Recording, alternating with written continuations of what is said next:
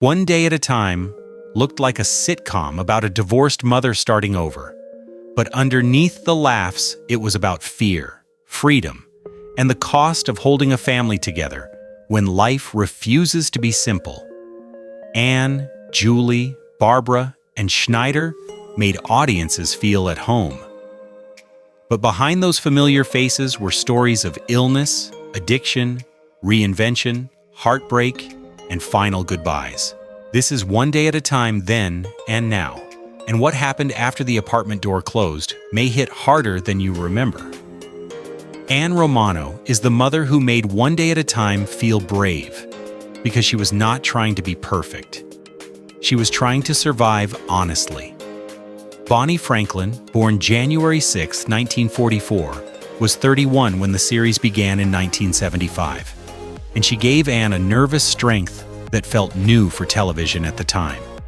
Anne was divorced, raising 2 teenage daughters, working, worrying, dating, failing, starting over, and doing all of it without the old sitcom safety net of a husband fixing everything by the final scene. That is what made her matter.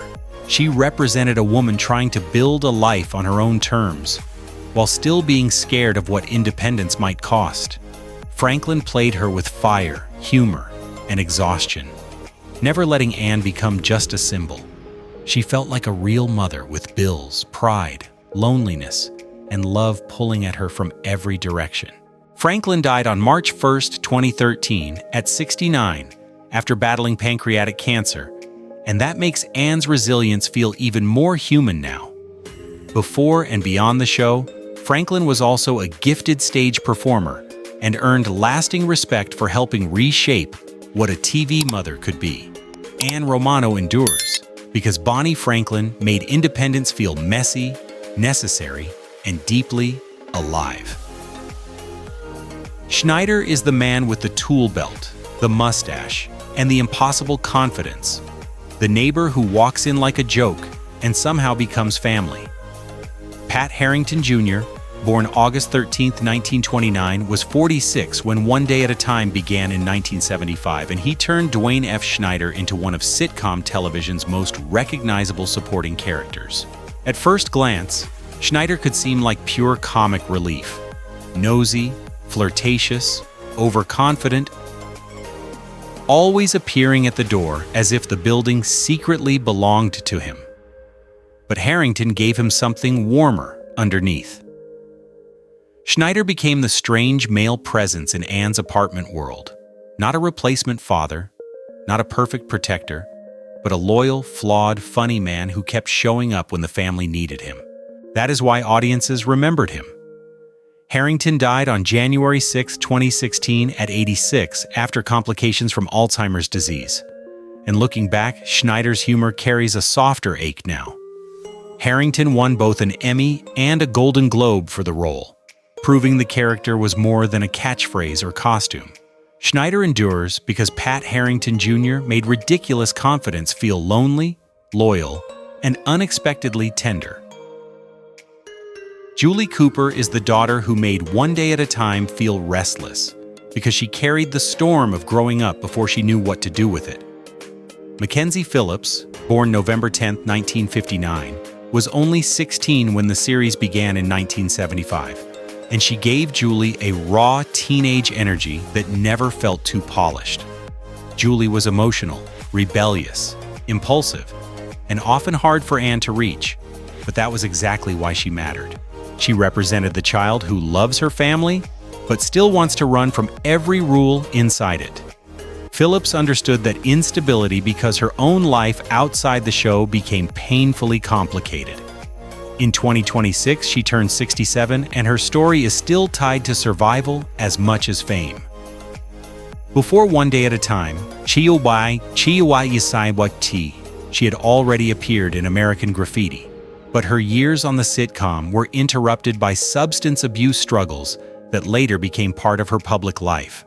She eventually became an author, musician, and addiction counselor, turning the most painful chapters of her life into advocacy.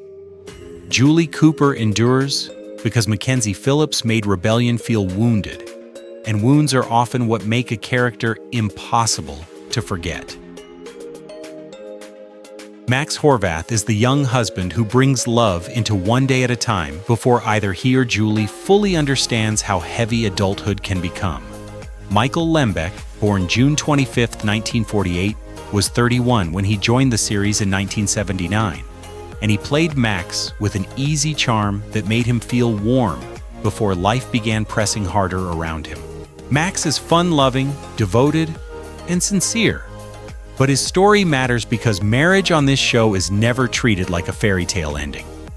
With Julie, he becomes part of a young couple trying to build stability while still learning who they are. That makes him more than a sitcom spouse. He is a reminder that love can be real and still not be simple. In 2026, Lembeck turned 78, and his most lasting career chapter may be what happened behind the camera. After acting, he became a successful director, working on major sitcoms including Friends, Everybody Loves Raymond, and later family films connected to the Santa Claus franchise. Max Horvath endures because Lembeck made young commitment feel hopeful, funny, and just uncertain enough to be real. Mark Royer is the steady man Barbara grows toward, the one who makes adulthood feel less like escape and more like a choice. Boyd Gaines, born May 11, 1953, was 28 when he joined One Day at a Time in 1981, and he gave Mark a gentle dependability that balanced the show's louder emotional storms. Mark is not built to dominate the room. He works because he offers calm, patience, and the kind of love that does not need constant performance. With Barbara, he represents a more grounded future. Marriage not as fantasy, but as a quieter form of trust. Gaines played that steadiness without making the character dull, which is harder than it looks. In 2026, he is 73, and his career after the sitcom became especially impressive on stage. Gaines went on to become one of Broadway's respected actors, winning multiple Tony Awards, and proving that his talent reached far beyond television husband material. His stage success gives Mark a different glow in retrospect. The small-screen nice guy was played by a serious actor with remarkable range. Mark Royer endures because Boyd Gaines made decency feel attractive, and decency is often underrated until it is missing. Grandma Ann Romano is the older voice in One Day at a Time, the mother whose love often arrives with advice, opinion, and just enough interference to remind Anne where she came from. Nanette Fabray, born October 27, 1920, was 59 when she joined the series in 1979, and she brought Catherine a comic sharpness softened by real tenderness. Catherine matters because she turns Anne's independence into a generational conversation. Anne is trying to build a modern life after divorce, but Catherine carries the habits and worries of an older world, where family duty and personal freedom do not always agree. Fabray understood how to make that conflict funny without making it shallow. She died on February 22, 2018 at 97 after a long and influential career across stage, film, and television. Long before One Day at a Time, she had won major acclaim in musical theater and television, including Emmy recognition, and she later became an important advocate for people with hearing loss. That real-life advocacy makes Catherine's warmth feel even fuller now. Grandma Catherine endures because Nanette Fabray made meddling feel loving, and love sometimes sounds like criticism before it reveals itself as care. Francine Webster is the woman who brings workplace tension into Ann Romano's world, proving that independence is not only fought at home, but also in offices, promotions, and professional rivalries. Shelley Fabares, born January 19, 1944, was 34 when she first appeared in 1978, and she gave Francine a sharp, ambitious energy that made her more than just an obstacle. Francine works because she reflects the pressure facing women who want success in a world still deciding how much success they are allowed to want. Around Anne, she can be funny, competitive, and difficult, but she also helps show that female independence does not come in only one gentle form. In 2026, Faberès is 82, and her career carries a long television memory behind it. Before this role, she was already beloved from The Donna Reed Show and the hit song Johnny Angel. And later generations knew her from Coach. Her later health struggles and quieter life away from constant acting add a human softness to a career once built on brightness. Francine Webster endures because Shelley Faberès made ambition feel stylish, complicated, and impossible to dismiss. David Kaine is the safe possibility Ann Romano cannot quite choose. The caring man who offers help, affection, and stability at a time when she is still learning how to stand on her own. Richard Masur, born November 20th, 1948, was 27 when One Day at a Time began in 1975, and he played David with a softness that made the character feel genuinely decent rather than simply convenient. David matters because his relationship with Ann shows one of the show's smartest emotional truths. After divorce, love is not only about finding someone good, it is about knowing whether accepting comfort will cost you the independence you fought so hard to claim. Masur never made David feel weak. He made him patient, slightly wounded, and human. In 2026, Masur turned 78, after a long career as one of film and television's most recognizable character actors. Viewers remember him from The Thing, Risky Business, My Girl, and many later projects, along with his work in industry leadership through SAG-AFTRA. David Kaine endures because Richard Masur made kindness feel available, and sometimes availability is not enough to make two lives fit. Nick Handris is the second chance Ann almost gets, the man whose warmth makes his loss feel cruel before the audience is ready for it. Ron Rifkin, born October 31, 1939, was 41 when he joined One Day at a Time in 1980, and he gave Nick a calm, affectionate presence that felt different from the earlier men in Ann's life. Nick is not there to rescue her. He is there to meet her as an adult, with tenderness, humor, and the possibility of a steadier future. That is why his sudden death inside the story carried real emotional force. It reminded viewers that even sitcom worlds could let grief enter without warning. In 2026, Rifkin turns 87, and his career beyond this role became rich and respected. He later became widely known for Alias, Brothers Sisters, L.A. Confidential, and a Tony-winning stage career that proved his command reached far beyond television drama. Looking back, Nick feels like a quiet chapter in a larger career built on intelligence and emotional control. Nick Handris endures because Ron Rifkin made tenderness feel adult, and adult tenderness hurts more when it disappears. Ginny Roblicki is the neighbor who makes Ann's world feel louder, freer, and less lonely. Mary Louise Wilson, born November 12, 1931, was 45 when she joined One Day at a Time in 1976, and she gave Ginny a bold comic energy that felt like fresh air in the apartment building.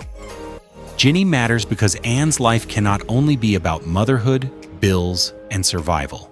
She needs friendship, interruption, laughter, and someone nearby who refuses to let everything become too heavy. Wilson made Ginny feel slightly chaotic but never empty. There was a lived-in confidence to her comedy, the sense of a woman who had her own stories before she walked into Ann's. In 2026, Mary Louise Wilson turns 95, and her career has become especially celebrated in theater. She won a Tony Award for Grey Gardens and built a long reputation for sharp, eccentric, deeply human performances on stage and screen. That later acclaim makes Ginny feel like an early glimpse of a performer who knew exactly how to steal focus without breaking the room. Ginny Roblicki endures because Wilson made comic intrusion feel like companionship. And sometimes companionship is what keeps life from closing in. Sam Royer is the late arriving partner who gives Ann Romano a quieter kind of love, one built less on rescue than on companionship. Howard Hesseman, born February 27, 1940, was 42 when he joined One Day at a Time in 1982. And he brought Sam the relaxed intelligence of a man who had already lived enough life to stop pretending romance had to be dramatic to matter. Sam works because he arrives after Ann has spent years proving she can stand alone. His presence does not erase her independence. It tests whether she can let someone stand beside her without losing herself. Hesseman gave that balance an easy charm. He died on January 29, 2022 at 81 after complications from colon surgery, leaving behind a career beloved by television fans. Before Sam, he had already become iconic as Dr. Johnny Fever on WKRP in Cincinnati, a role that captured counterculture wit, radio cool, and comic timing. That history gave Sam a warmer, lived-in quality. Sam Royer endures because Howard Hesseman made mature love feel relaxed, intelligent, and quietly earned. Bob Morton is the awkward young boyfriend who reminds One Day at a Time that teenage love is often more sincere than graceful. John Putsch, born July 27, 1961, was 15 when he first appeared in 1976, and he gave Bob a nervous sweetness that fit perfectly beside Barbara's coming-of-age story. Bob is not the smooth, romantic fantasy. He is the boy who tries, stumbles, means well, and sometimes makes everything more uncomfortable because he cares too much. That is why he works. The show understood that young relationships are not only about chemistry, they are about embarrassment, hope, and the painful practice of learning how to be seen by someone else. In 2026, Putsch turned 65, and his career after acting found its strongest shape behind the camera. He became a prolific director, working on shows such as Scrubs, Cougar Town, and American Housewife, building the kind of long creative career that often matters more than early fame. Bob Morton endures because John Putsch made awkward affection feel honest, and honest awkwardness is one of the truest parts of being young. Ed Cooper is the absent father whose charm cannot completely cover the damage left behind. Joseph Campanella, born November 21, 1924, was 52 when he first appeared on One Day at a Time, and he gave Ed the uneasy mix of warmth, guilt, and unreliability that made the character feel real. Ed matters because the show is built on the aftermath of divorce, and his presence reminds us that Ann's independence did not happen in a vacuum. It came after disappointment, broken trust, and the difficult work of co-parenting with someone who still belongs to the family story, even when he is no longer at the center of the home.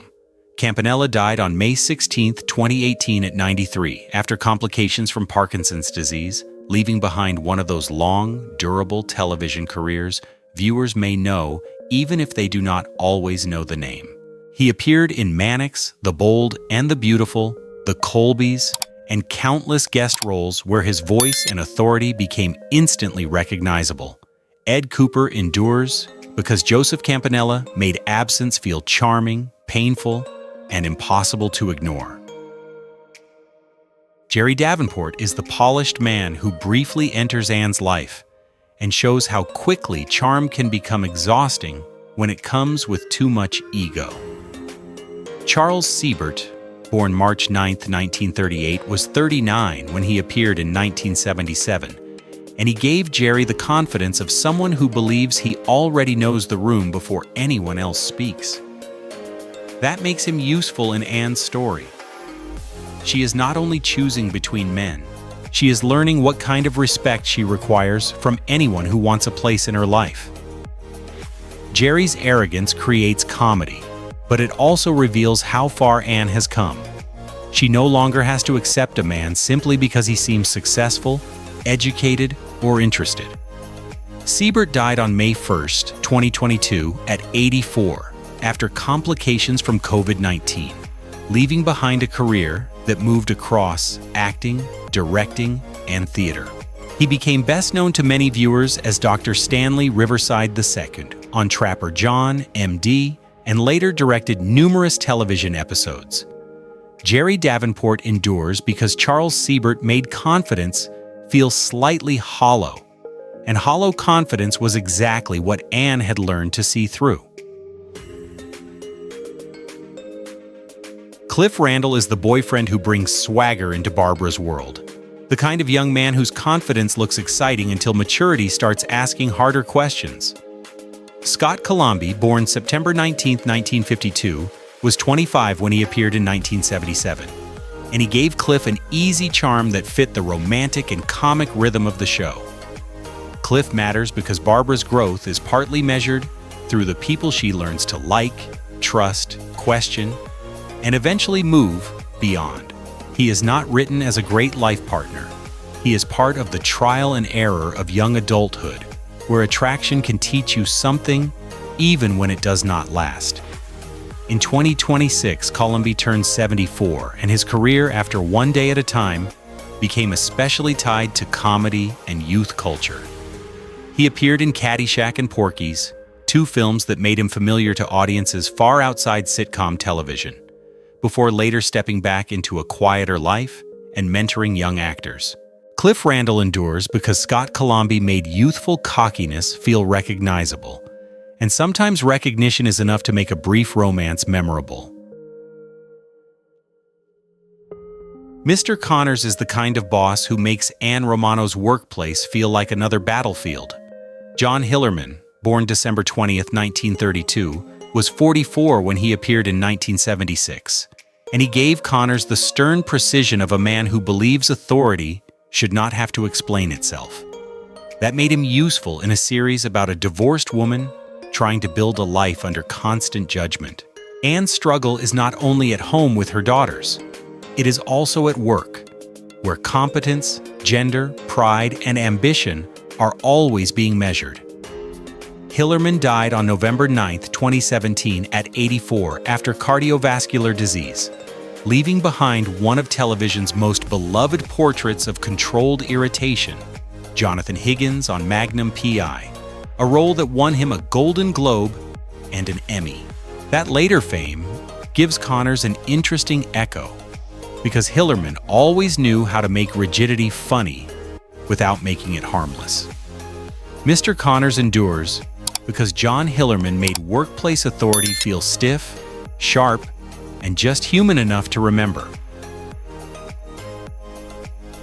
John is one of those smaller, one-day-at-a-time characters who helps fill out the world around Julie and Barbara, reminding us that growing up is shaped not only by family, but by the young people who pass through your life at the wrong or right moment. Daryl Morey, born March 3, 1956, was 22 when he appeared on the series, and he brought John the casual uncertainty of young adulthood. The role is brief, but characters like this matter because the show's strength was never only in its biggest arguments. It was in the everyday emotional traffic around the Romano apartment. Crushes, friendships, awkward encounters, and the sense that the girls were moving through a world larger than their mother could fully control. In 2026, Morey is 70, and his career remains especially remembered by cult film fans for Massacre at Central High, where he played a much darker role than anything in this sitcom world. He later moved into teaching and directing, helping younger performers find their own footing. John endures because Daryl Morey made a small role feel like part of the real social weather around growing up.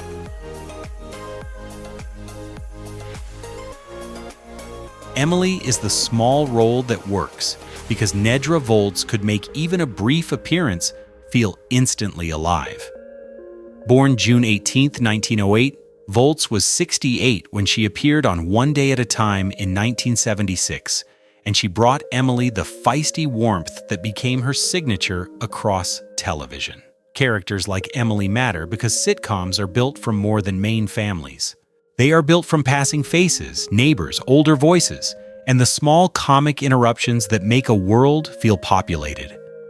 Volz had the rare gift of entering a scene and immediately making it feel warmer, stranger, and more human. She died on January 20, 2003 at 94 after complications from Alzheimer's disease, leaving behind a long career of memorable grandmotherly and eccentric roles. Viewers remember her from Different Strokes, The Dukes of Hazzard, The A-Team, and many other shows where she turned small parts into familiar comfort. Emily endures because Nedra Volz made age feel funny, sharp, and full of life, even when the role was only meant to pass through. Barbara Cooper is the younger daughter who grew up in front of America, turning from the sweet kid in the apartment into a young woman learning what kind of life she wanted. Valerie Bertinelli, born April 23, 1960, was only 15 when One Day at a Time began in 1975, and she gave Barbara a warmth that made viewers feel protective of her almost immediately. Barbara was smart, funny, emotional, and easier to underestimate than she deserved. Her journey mattered because she showed adolescence not as rebellion alone, but as a slow movement toward confidence, love, and adult identity. Bertinelli made that growth feel natural because she was growing too, right in front of the camera. In 2026, she is 66, and her life after the show has carried many public chapters. She won Golden Globes for One Day at a Time, later starred in Hot in Cleveland, became a familiar food television host, and wrote candidly about grief, body image, marriage, and self-worth. That openness has made her feel unusually close to audiences across decades. Barbara Cooper endures because Valerie Bertinelli made growing up feel tender, visible, and deeply familiar. And just like that, the apartment grows quiet again. One Day at a Time gave us laughter, arguments, slammed doors, and the fragile hope of a family trying to rebuild itself. But time changed the people behind those memories in ways no sitcom ending could protect. Some found new lives beyond the show. Some fought private battles, and some are now gone, leaving behind performances that feel softer, sadder, and more human with age. If this rewind brought back that old apartment, stay with Rewind 1960s for more then and now stories from the shows that helped us grow up.